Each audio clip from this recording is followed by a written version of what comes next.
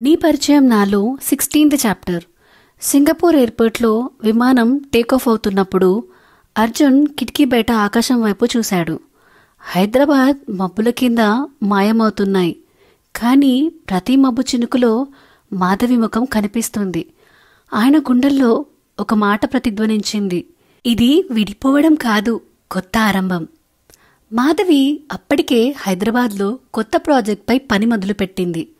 కానీ ప్రతి రాత్రి కేవ్ పక్కన వెళ్తున్నప్పుడు వారు చివరిసారిగా కూర్చున్న ఆ సీటు ఆమెకు ఒక నిశ్శబ్దమైన స్నేహితులా అనిపిస్తుంది. అర్జున్ ప్రతి వారానికి ఒక లేఖ రాయడం మొదలుపెట్టాడు.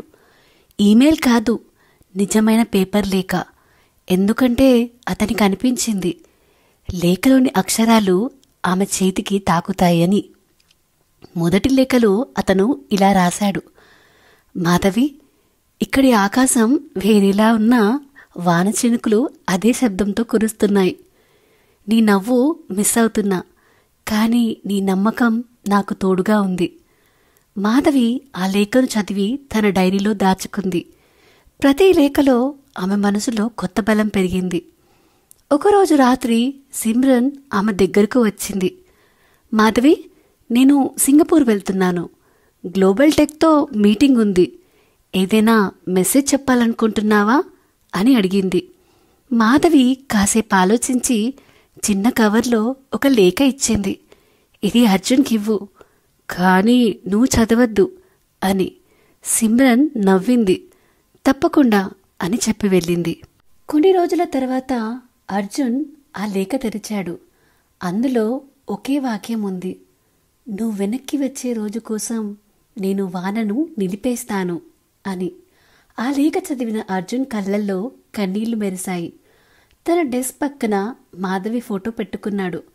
ప్రతిరోజు ఆ ఫోటోతో మాట్లాడుతూ ఒక మాట చెబుతున్నాడు: నువ్వెదురు చూస్తున్నావు కాబట్టి నేను పోరాడతాను అని. రోజులు నెలలుగా మారాయి. దూరం వాళ్ళను విడదీయలేదు. అదే దూరం వాళ్ళ ప్రేమను నిజంగా మారి మరింత దగ్గర చేసింది.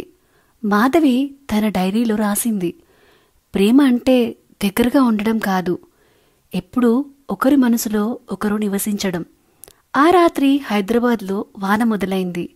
సింగపూర్లో కూడా అదే సమయానికి వర్షం కురిసింది. 2 నగరాలు, 2 హృదయాలు, ఒకే చినుకు శబ్దం. విడిపోవడం కాదు, వేచి చూడడం. సో ఇదేనండి నీ పరిచయం నాలో 16th చాప్టర్.